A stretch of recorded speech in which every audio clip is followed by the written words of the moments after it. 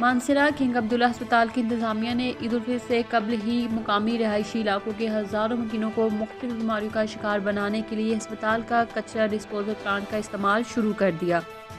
جس کی وجہ سے مقامی آبادیوں میں مختلف بیماریوں کے پھیلاؤ کا خطرہ بڑھ گیا۔ اس سلسلے میں مقامی افراد کا کہنا ہے کہ کچرا ڈسپوزل پلانٹ میں ہسپتال کی خطرناک اور آلود مواد کو جلانے سے نہ صرف فضائی آلودگی میں اضافہ ہو رہا ہے بلکہ یہ صحت کے لیے بھی سنگین خطرے کا باعث بن رہا ہے۔ خون آلود پٹیوں اور دیگر طبی فضلہ جب جلایا جاتا ہے تو اس سے زہر آلود دھواں پیدا ہوتا ہے جو کہ ہوا میں موجود صحت اجزاء شامل کرتا ہے۔ اس دھوئیں کی وجہ سے قریبی آبادی کے مکین مختلف امراض میں مبتلا ہو رہے ہیں،